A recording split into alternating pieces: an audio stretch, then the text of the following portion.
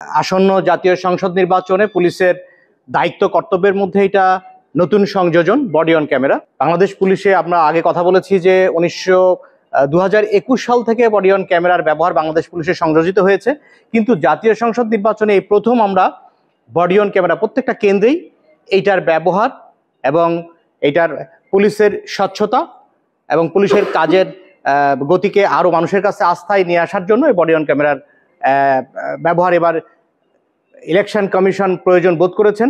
সেই কারণে আপনাদের আজকের এই প্রশিক্ষণ। আমরা এর আগে তথ্যভিত্তিক আপনাদেরকে একটা সেশনে বলেছি, আমাদের আজকের সেশনটা হলো প্র্যাকটিক্যালি আপনাদের প্রত্যেকের কাছে না হলেও 2 জন করে আমরা একটা ক্যামেরা সরবরাহ করেছি। এই ক্যামেরাটার ব্যবহার, এটা আমরা যখন ক্যামেরাটা সংগ্রহ করব সেখান থেকে আমাদের দায়িত্ব পর্যন্ত, দায়িত্ব শেষ করে আমরা কিভাবে এটার হ্যান্ডেল করব, প্রত্যেকটি বিষয়ে আমরা আপনাদেরকে ধারণা দেব আজকের এই সেশনে। নির্বাচনী এলাকার মধ্যে একটা গ্রুপ থাকবে, যে গ্রুপটা এটা আমাদের কন্ট্রোল রুম এটা গ্রুপ করে দিবেন এবং এই গ্রুপের মধ্যে আমরা এই বডি অন ক্যামেরাটা ব্যবহার করব। তো আপনারা দেখেন যে প্রথমে আমাদের একটা বাটন আছে, এটা এই অফ অন বাটন। এই অফ অন বাটনটা যদি প্রথমেই আপনাকে ক্যামেরাটা ডিভাইসটা চালু করতে হবে, তারপরের বিষয়টা থাকবে যে এটা চার্জিং লেভেলটা ঠিক মতো আছে কিনা।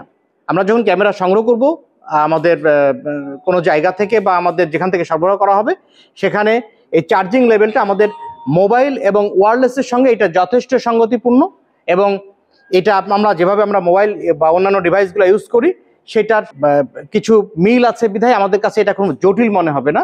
দায়িত্ব সুষ্ঠুভাবে পালনের জন্য, সক্ষমতা বৃদ্ধির জন্য দেশব্যাপী প্রশিক্ষণের আয়োজন করেছে। তারই অংশ হিসেবে আর্মড পুলিশ ব্যাটালিয়ন বগুড়ায় আমাদের 415 জন সদস্যকে আমরা প্রশিক্ষণ প্রদান করছি।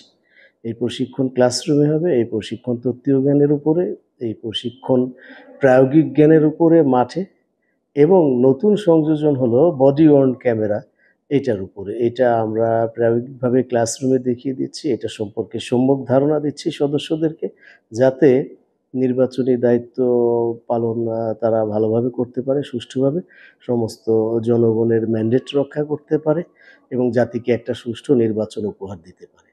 ঊর্ধ্বতন কর্তৃপক্ষ সার্বক্ষণিক এটা তদারকি এবং নজরদারি রাখছেন যাতে সুষ্ঠুভাবে এই প্রশিক্ষণটা দেয়া হয়। তো আমরা এই নির্বাচনের একটা স্টেক হোল্ডার হিসেবে আমরাও সজাগ আছি, সচেতন আছি এবং তৎপর আছি।